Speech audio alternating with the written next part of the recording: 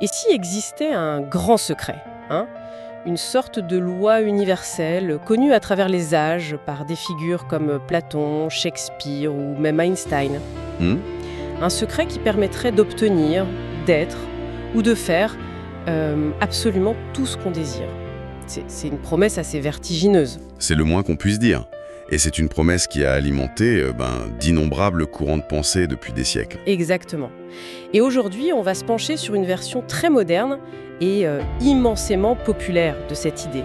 On va explorer des extraits du livre de Rhonda Byrne, Le secret au quotidien. Oui, celui qui compile les enseignements de 24 professeurs, comme il les appelle. C'est ça. Notre mission, ça va être de creuser un peu tout ça, de voir ce qu'il y a vraiment derrière ce principe de base, la fameuse loi de l'attraction, et de décortiquer la mécanique, les outils, pour comprendre ce qui la rend si fascinante. Le point de départ, tel que l'auteur le décrit, est très personnel. En fait, elle raconte avoir découvert ce secret après une période de grand désespoir. Sa vie s'était effondrée. Ah oui. Et s'est présentée comme une connaissance salvatrice qu'elle a voulu partager pour, et je la cite, « apporter la joie à des milliards de gens ». Le livre se positionne d'emblée comme un guide pratique. Un mode d'emploi en quelque sorte. Exactement. Alors, entrons dans le vif du sujet. Ce fameux secret, c'est quoi au juste ? Le livre le résume de manière très directe à travers un des intervenants, Mike Dooley. Oui, il dit simplement « les pensées deviennent réalité ». C'est le cœur du réacteur. C'est ça la loi de l'attraction.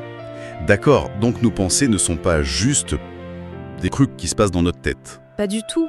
L'idée fondamentale, c'est que nos pensées sont magnétiques. Elles émettent une fréquence, un signal dans l'univers. Et ce signal attire en autour des choses qui vibrent sur la même fréquence. Le livre utilise une analogie assez forte pour ça. Il dit que chaque être humain est une tour de transmission bien plus puissante que n'importe quelle tour de télé. C'est ça. Ce qu'on émet en continu avec nos pensées, c'est ça qui crée notre réalité.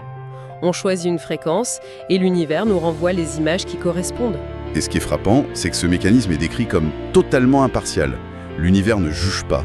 Il ne fait aucune distinction entre le bon et le mauvais, le désirable ou l'indésirable. Je les ponds juste à la fréquence. Il répond à la fréquence. Ce qui est envoyé revient à sa source. Et c'est là qu'on tombe sur un point absolument crucial et sans doute le plus contre-intuitif du livre. Lequel ? La loi de l'attraction n'entend pas la négation. Ah, alors ça, c'est un concept qui peut laisser perplexe. Si je pense « je ne veux pas rater mon train », qu'est-ce qui se passe ? Eh bien, selon la logique du livre, en se concentrant sur « rater mon train », même pour le nier, on émet la fréquence de l'échec. L'univers retient l'objet de l'attention, pas le « ne pas ». D'accord, donc... Les exemples sont très parlants. Penser « je ne veux pas être en retard » attire le retard. Penser « je ne veux pas d'une coupe de cheveux bâclée » attire. La mauvaise coupe de cheveux. Voilà, l'ouvrage parle même d'une épidémie du « je ne veux pas ». Un fléau qui nous maintient dans ce qu'on cherche à éviter. Ça pose une question redoutable quand même. Si même penser « je ne veux pas être en retard » nous met en retard, on est face à un vrai piège mental. Comment on en sort ? Est-ce que le livre propose une méthode concrète ? Oui, et c'est toute la partie pratique. Il ne se contente pas de poser le diagnostic, il propose ce qu'il appelle un processus créateur. Le mode d'emploi du secret. C'est exactement ça. Une méthode simple, en 3 étapes. Première étape, demander. Demander. La clarté est essentielle. L'univers répondrait à des commandes précises, pas à des signaux flous. Un des professeurs, Bob Proctor, conseille de l'écrire sur papier. Et surtout, de formuler la demande au présent. Au présent, c'est-à-dire ? Pas « j'aimerais avoir », mais « je suis tellement heureux et reconnaissant maintenant que j'ai ». C'est une façon de court-circuiter le doute dès le départ. D'accord. La commande est passée. Et ensuite ? Ensuite, l'étape 2, croire. Et c'est sans doute la plus délicate. Il ne s'agit pas juste d'espérer, mais de croire avec une certitude absolue qu'on a déjà reçu. Il faut agir, penser, parler comme si c'était déjà là. Précisément. Et il y a une instruction capitale. Il ne faut surtout pas se préoccuper du comment ça va arriver. Mais c'est ce qui est le plus difficile, non ? Lâcher prise sur le comment. On est conditionné à tout planifier, à élaborer des stratégies. Est-ce que ça ne risque pas de mener à une forme de passivité ? C'est une objection tout à fait légitime. Et selon le livre, tenter de contrôler le comment est contre-productif. Ça émet une fréquence de doute, un signal qui dit à l'univers qu'on ne croit pas vraiment qu'il peut s'en charger. Le comment, c'est son domaine à lui, en gros. C'est ça. Le rôle de la personne, c'est de maintenir la foi. Le rôle de l'univers, c'est de se restructurer pour exaucer le vœu. Donc ce n'est pas de la passivité, c'est de la confiance. Cette foi est censée générer une action inspirée, pas une attente passive. C'est une distinction subtile mais importante. Et la dernière étape, étape 3, recevez.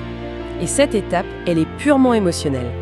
Il s'agit de se sentir bien maintenant. Maintenant, Oui, de s'aligner sur la fréquence de son désir accompli. Si on demande quelque chose qui apportera de la joie, il faut ressentir cette joie dès maintenant pour être sur la bonne longueur d'onde. C'est un renversement total de la perspective habituelle. oui, d'habitude c'est « quand j'aurai ça, je serai heureux ». Là c'est « sois heureux maintenant pour avoir ça ».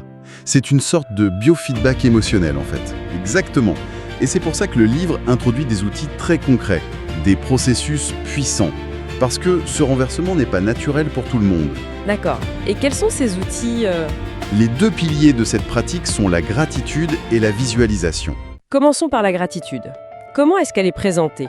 Elle est décrite comme le processus le plus puissant de tous. La logique est simple. Être reconnaissant pour ce qu'on a déjà, c'est émettre un signal fort d'abondance, de positivité, ce qui attire encore plus de choses pour lesquelles être reconnaissant, ça change la fréquence immédiatement. Voilà. Le livre raconte l'anecdote de la pierre de gratitude. Un homme, dans une passe difficile, utilise un simple caillou pour se forcer, chaque fois qu'il le touche, à penser à une chose pour laquelle il est reconnaissant. Ah, c'est un bon rappel physique. Et ce petit rituel transformerait sa vie. C'est une technique qui fait écho à de nombreuses pratiques de psychologie positive, comme les journaux de gratitude. D'accord. Et l'autre grand outil, la visualisation. C'est un concept plus connu, mais comment le livre l'aborde-t-il spécifiquement? De manière très littérale. Il s'agit de créer des images mentales claires, détaillées, de ce que l'on désire, en ressentant les émotions comme si c'était déjà là. L'idée, c'est que le cerveau ne fait pas bien la différence entre une expérience réelle et une expérience intensément imaginée. Ça génère les sentiments puissants pour attirer la chose. C'est ça. Et l'exemple le plus marquant du livre, c'est celui de John Assaraf. Ah oui, l'histoire de son tableau de visualisation. Précisément. Il raconte qu'il a créé un tableau sur lequel il a épinglé des images de ses rêves. Et parmi elles, la photo très spécifique d'une maison. 5 ans plus tard, il déménage.